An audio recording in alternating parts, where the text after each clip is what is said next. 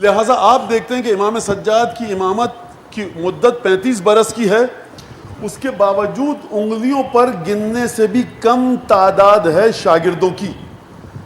نام یاد کر لیں بچے، یحییٰ ابن ام الطویل، یحییٰ ابن ام الطویل، دوسرا نام ہے سعید ابن جبیر، تیسرا نام ہے ابو خالد کابلی، اور چوتھا نام ہے ابو حمزہ صومالی، جن کی دعا آپ ماہ مبارک میں پڑھتے ہیں۔ اور یہ ان میں سے ہر انسان اپنے مقام پر ایک بہت بڑا انسان ہے۔ سعید ابن جبیر یا جبیر کے جو امام سجاد کے شاگرد تھے، جب گرفتار کر کے لے کے جایا گیا ان کو حجاج کے پاس کہ قتل کر دیا جائے، یہ امام سجاد کا واقعہ ان کے شاگرد کا، تو انہوں نے راستے میں ایسے معجزے دکھائے کہ وہ کافی تھا کہ قید کر کے جو فوجی لے کے جا رہے تھے وہ ہدایت پا لیتے۔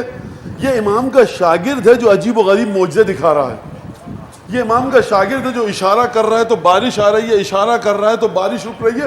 یہ امام سجاد کا ایک ادنا سا شاگرد ہے۔ خود امام سجاد کس مقام پر ہیں؟ لہٰذا پیغام کیا آیا؟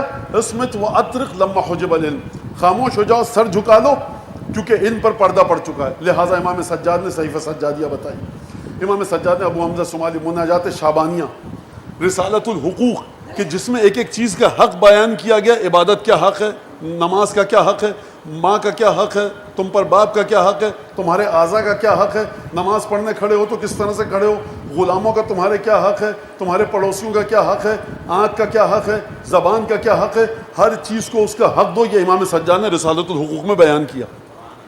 یہ امام سجاد کہا جا رہا ہے کہ خاموش ہو جاؤ سید سجاد، اور یعنی ہم اپنے الفاظ میں بالکل مختصر گفتگو کرو۔ مختصر گفتگو کرنے پر صحیفہ سجادیہ جیسا تحفہ دے کر گئے، مختصر گفتگو کرنے پر ابو حمزہ صومالی دے کر گئے، معرفت الہی کے خزانے بکھیر کر گئے، لیکن شاگرد بڑے کم ہیں امام سجاد کے، بہت کم شاگرد ہیں۔ امام فرماتے ہیں کہ لیس بمکہ ولا بالمدینہ، مکہ اور مدینہ میں ملا کر اگر ہمارے سچے چاہنے والوں کو گننا چاہو تو 10 12 14 سے میرے الفاظ کے مطابق زیادہ لوگ نہیں نکلیں گے۔ بڑا کٹھن مرحلہ ہے امام سجاد کی زندگی میں، پردہ پڑ چکا ہے، امر الہی کے مطابق ہدایت کرنی۔ صحیفہ سجادیہ کیا ہے؟ مدینہ کے حالات دو جملوں میں سنیے۔ مدینہ کے حالات انتہائی خراب ہیں، ہر طرف لہو و لہب، ناچ گانا، نغمات، موسیقی اور گانے بجانے کی محفلیں۔ اب امام کریں تو کیا کریں؟ لہٰذا امام نے کیا کیا؟ دعائے صحیفہ سجادیہ کی تلاوت شروع کی۔ کلام ہے امام کا، آواز ہے امام کی، موسیقی سید سجاد کے حلق مبارک سے نکل رہی ہے، یعنی امام نے اس حرام چیز کا مقابلہ اس طیب و طاہر چیز سے کیا جس کو آپ کہتے ہیں صحیفہ سجادیہ۔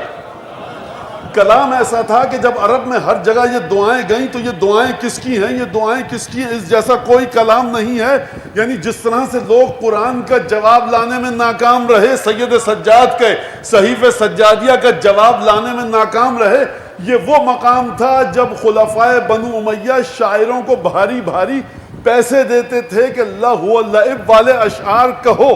بنو امیہ کی حکومت اپنی پوری طاقت کے ساتھ پیسے خرچ کر کے وہ کلام نہ کہلوا سکی شعراء سے جو فاطمہ زہرا کے فرزند نے علم لدنی کے ذریعے بیان کیا۔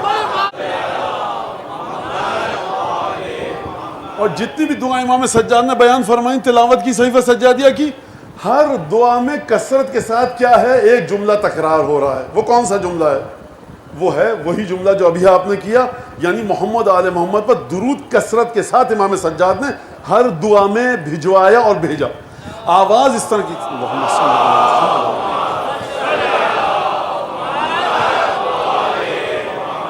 آواز ایسی تھی امام کی، صوت امام ایسی تھی آواز کہ جب آپ دعائیں پڑھتے تھے تو جو سقہ اپنے کاندھوں پر اور اپنی گود میں اور اپنی بغل میں مشکیزیں دبا کر لے جا رہے ہوتے تھے پانی کے بھاری بھرکم، وہ گلی میں رکھ کر اس طرح سے سنتے تھے کہ وہ بھول جاتے تھے کہ ان کے کاندھوں پر بھاری مشکیزہ موجود ہے۔ کلام ایسا تھا کہ دنیا میں منتشر ہوا، آواز ایسی، اور کس طرح سے امام نے اس تبلیغ کو عام کیا۔ 35 برس امام نے کیا کام کیا؟ تبلیغ اس طرح سے کی۔ یعنی کیا مطلب؟ حکم الہی کے مطابق۔ سمجھ میں کب آیا کہ امام نے تبلیغ کیسی کی؟ جب امام زہر دینے کے بعد شہید ہو گئے اور دنیا سے چلے گئے، اب ایک دفعہ شاگردوں کا تانتا بندھا، ایک کے بعد ایک شاگرد آ رہے ہیں امام باقر کے پاس اور امام صادق کے پاس. یہ کیسے آئے؟ یہ وہ لوگ تھے جو کوفے کے مومنین تھے. دھیرے دھیرے دعائیں گئیں، ان کو معرفت ہوئی کہ کوئی ہے کہ جس کے پاس معرفت کا یہ خزانہ ہے. یعنی امامت کے وجود کو زندہ رکھا سید ساجدین نے. کس طرح سے زندہ رکھا؟ دعائیں بتا کر.